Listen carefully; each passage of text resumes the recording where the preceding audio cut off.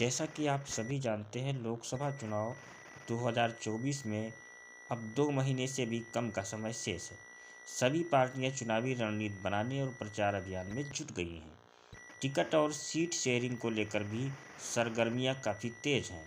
ऐसे वक्त में देश के तमाम न्यूज़ चैनल और तमाम एजेंसियों के द्वारा देश के अलग अलग हिस्सों में ओपिनियन पोल कराए जा रहे हैं और वो इन्हें लेकर आए हैं। एनडीए और इंडिया गठबंधन में से कौन कहाँ हावी है, किसको कहाँ पे कितने वोट मिल रहे हैं, कहाँ से कौन कितनी सीटें निकाल सकता है, पश्चिम बंगाल और महाराष्ट्र जैसे राज्यों में जनता का मूड क्या है, वहीं उत्तर प्रदेश में जनता किसको सबसे ज़्यादा पसंद कर रही है, इन सारे सवालों का जवाब आपको इन ओपिनियन पोल्स में मिल जाएगा।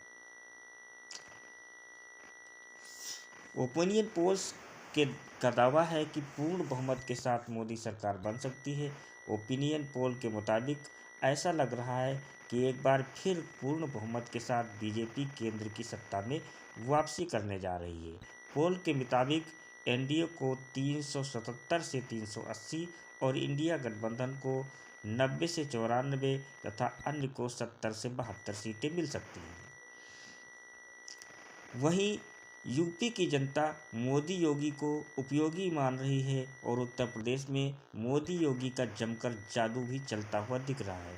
पोल्स के मुताबिक यहाँ विपक्ष का सुपड़ा साफ हो सकता है और एनडीए 80 में से 78 सीटें जीत सकती है, जबकि विपक्षी पार्टियां सिर्फ 2 सीटों पर ही सिमट कर रह जाएंगी। वहीं हिंदी पट्टी में बीजेपी का भी जलवा बरकरार रहेगा। बिहार में एनडीए को 37 और इंडिया गठबंधन को 3 सीटें मिलने का अंदाजा लगाया जा रहा है। राजस्थान में बीजेपी क्लीन स्वीप करती हुई नजर आ रही है और सभी 25 सीटें जीत सकती है। बीजेपी मध्य प्रदेश में कांग्रेस के खाते में एक और बीजेपी के खाते में 28 सीटें आने का अनुमान लगाया जा रहा है। ओपिनियन पोल के मुताबिक ऐसा लग रहा है कि दिल्ली में आम आदमी पार्टी और कांग्रेस गठबंधन को कोई फायदा नहीं होने वाला और 7 सीटों पर बीजेपी के जीतने का अनुमान किया जा रहा है। वहीं महाराष्ट्र में इंडिया गठबंधन का सुपड़ा साफ होता हुआ दिख रहा है। महाराष्ट्र के ओपिनियन पोल की बात करें तो 48 में से 45 सीटों पर एनडीए की जीत संभव लग रही है। इंडिया गठबंधन को 3 सीटें मिलने का अनुमान लगाया जा रहा है।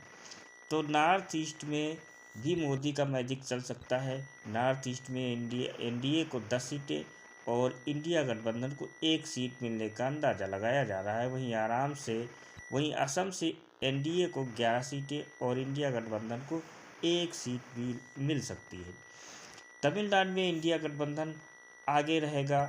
ओपिनियन पोल के मुताबिक तमिलनाडु में एनडीए को केवल 1 सीट और कांग्रेस को 36 सीटें मिलने का अनुमान है। इस दक्षिणी प्रदेश में डीएमके और कांग्रेस का गठबंधन है। तो वहीं केरल में बीजेपी का खाता भी खुलना मुश्किल होगा।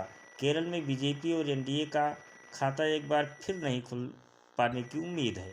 ओपिनियन पोल के मुताबिक केरल में इंडिया गठबंधन का सभी 20 सीटों पर जीत का अनुमान है। तो तेलंगाना में भी कांग्रेस को बढ़त मिलती हुई नजर आ रही है।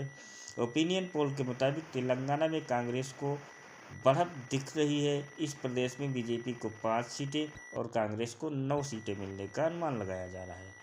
वहीं आंध्र प्रदेश में बीजेपी और कांग्रेस के लिए कोई मौका नहीं दिखाई दे रहा है। ओपिनियन पोल के अनुसार आंध्र प्रदेश में वाईएसआरसीपी को 19 सीटें और टीडीपी को 6 सीटें मिलने का अनुमान लगाया जा रहा है। बीजेपी और कांग्रेस को इस पोल के मुताबिक कोई सीट नहीं मिलती दिख रही है।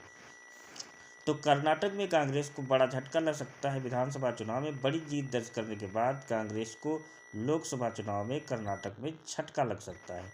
ओपिनियन पोल के अनुसार कर्नाटक में एनडीए को 23 सीटें और कांग्रेस को 5 सीटें मिल सकती हैं।